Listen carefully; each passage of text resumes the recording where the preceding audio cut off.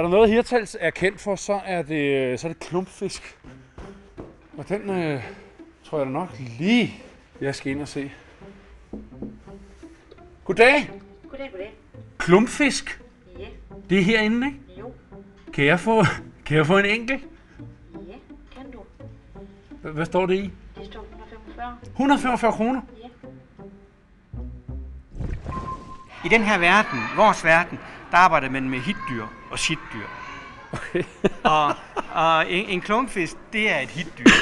Hvor den der sildestime der, det er nu... Det er shit. Altså rent for børn og så videre, så er det sildestime. Ja. Også fordi den havde det der, og jeg synes klumpfisk, den havde sådan en meget overrasket udtryk i øjnene, det der.